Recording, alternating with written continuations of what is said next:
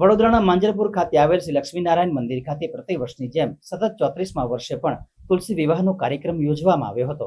વડોદરા શહેરના માંજલપુર ખાતે નારાયણ આચાર્ય સેવા મંડળ સાર્વજનિક ધર્મદા ટ્રસ્ટ સંચાલિત શ્રી લક્ષ્મીનારાયણ મંદિર આવેલું છે। આ મંદિરમાં છેલ્લા 34 વર્ષોથી તુલસી વિવાહ કાર્યક્રમનું આયોજન કરવામાં આવે છે। ત્યારે આ વર્ષે પણ તુલસી વિવાહનો ભવ્ય કાર્યક્રમ યોજવામાં આવ્યો હતો, જેમાં ભગવાનની પાલખી સાથેના વરઘોડાની મંદિર પરિસરમાં ફરતે 4 પરિક્રમા યોજવામાં આવી હતી, જેમાં વાદ્ય, લગ્ન ગીત, ભજન સાથે શ્રદ્ધાળુઓ મોટી સંખ્યામાં ઉપસ્થિત રહ્યા હતા। ત્યારબાદ ભગવાનના તુલસી વિવાહ સંપન્ન થયા હતા। લક્ષ્મીનારાયણ મંદિરના ટ્રસ્ટી કમલેશ પટેલના જણાવ્યા અનુસાર હાલમાં શ્રી લક્ષ્મીનારાયણ મંદિરનો બંસીપાળ પથ્થરમાંથી નવીનીકરણ તથા જીર્ણોદ્ધારની કામગીરી પણ કરવામાં આવી રહી છે।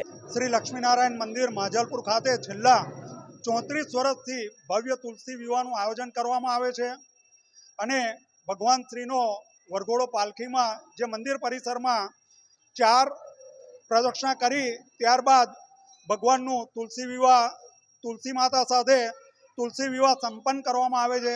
સાથે સાથે અત્યારે લક્ષ્મીનારાયણ મંદિરનું બંસીપાળ પથ્થરમાંથી નવનિર્માણ તથા જીર્ણોદ્ધારનું કામ પણ આરંભ કરવામાં આવેલું છે।